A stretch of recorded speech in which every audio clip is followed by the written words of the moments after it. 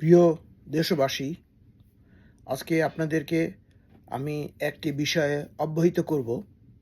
বিষয়টি আমাদের বাংলাদেশের আপামর জনসাধারণ এবং বহির্বিশ্বের লোকদেরকে জানানো বিশেষভাবে প্রয়োজন এই কারণে যে পৃথিবীতে অনেক ধরনের টেরোরিজম আছে, দুষ্কৃতিকামী লোক আছে, অনেক রকম সংজ্ঞা আছে, আমি সেটার মধ্যে যাব না। আজকে আমি যে জিনিসটার উপর আলোকপাত করব সেটা হচ্ছে পানি দুষ্কৃতিকারী বা জলদস্যু, অথবা আমি বলবো যে ওয়াটার টেরোরিজম। এই ওয়াটার টেরোরিজমের মধ্যে এক নম্বর হচ্ছে আমাদের পার্শ্ববর্তী দেশ ভারত।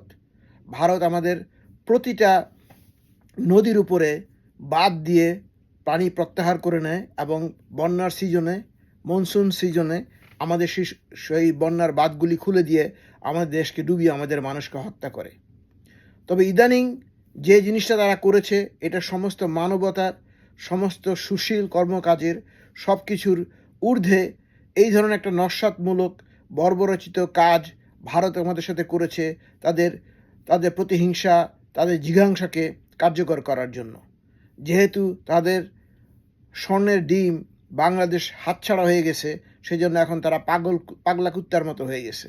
এই জন্য এখন সমস্ত পানি দিয়ে আমাদের দেশের মানুষকে ডুবিয়ে মারছে। আমাদের সমস্ত ধন সম্পদ, আমাদের যত রকম গবাদি পশু, ফসল আছে, সব নষ্ট করে দিয়ে আমাদের অর্থনীতিকে দুর্বল করে দিতে যাচ্ছে।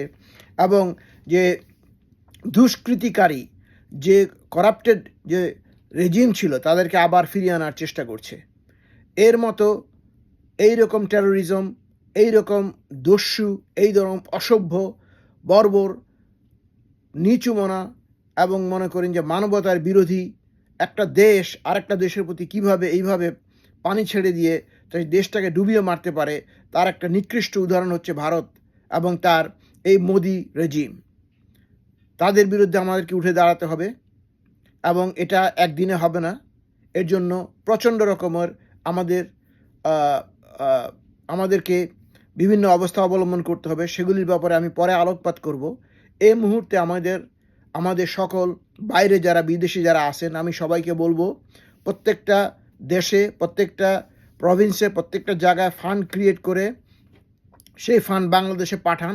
সেই সাথে মনে করেন যদি কোনো মেডিসিন, কোনো রকম খাবার দাবার বা ক্যান ফুড অথবা পানি যদি আপনারা পাঠাতে পারেন, প্লিজ আমাদের দেশের লোকজনকে সহায়তা করেন।